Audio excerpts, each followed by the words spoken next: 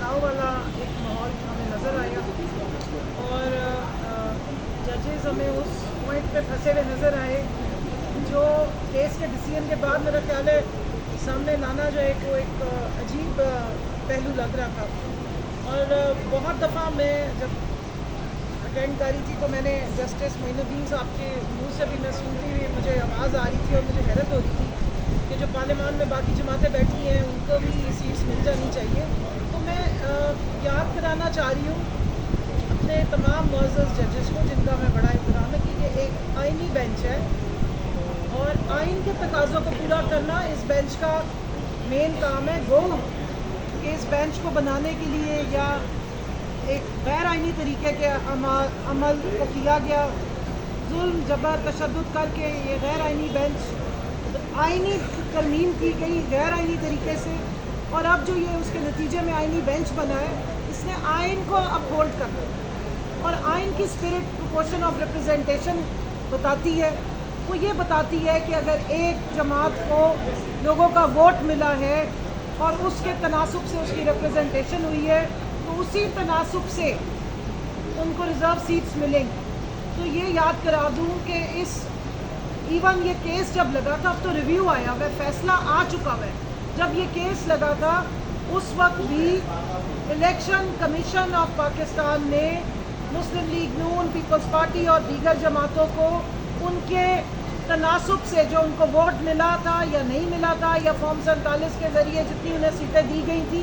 उन सीटों के मुताबिक उनके कोटे की सीटें उनको दे दी हुई थी, लेकिन उसको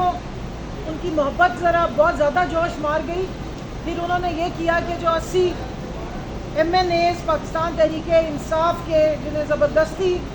इंडिपेंडेंट बनाया गया था, PTI को पार्लियामेंट्री लिस्ट की जो ऑप्शंस होती हैं उसमें शामिल नहीं किया गया था। ये बताया गया था कि जी 3 दिन में अगर कोई पार्टी जमा नहीं ज्वाइन की तो इंडिपेंडेंट कर दिया जाएगा। उसके बाद भी जो सीटें हमारी बनती थी, जो तकरीबन 22 से 23 सीटें नेशनल असम्बली की और बकाया टोटल मिला के ख़वातीन की और माइनॉरिटीज़ की मिला के 78 सीटें बनती हैं,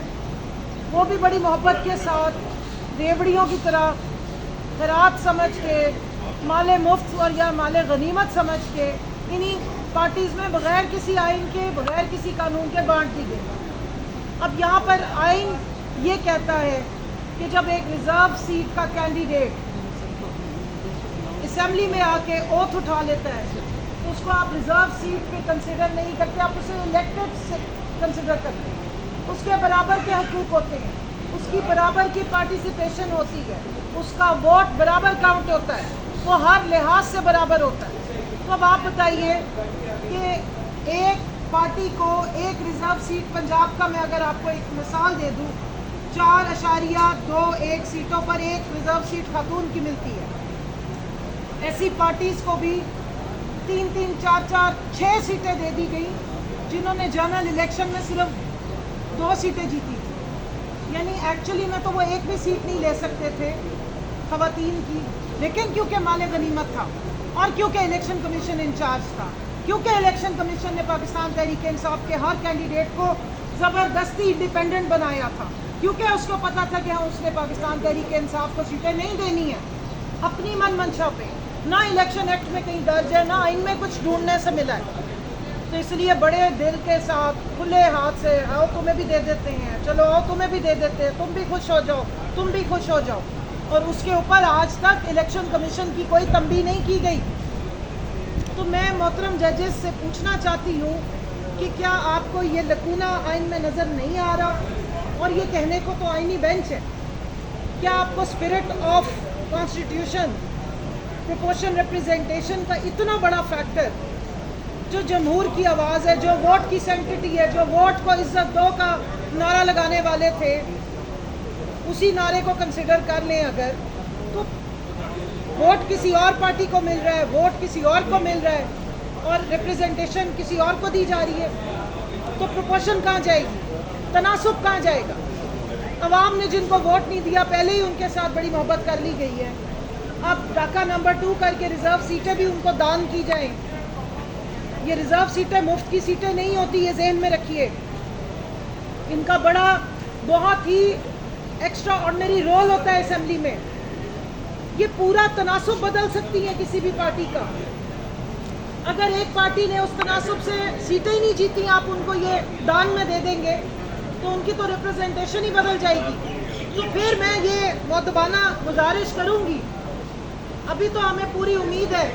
क्योंकि फैसला हमारे हक में आया हुआ है।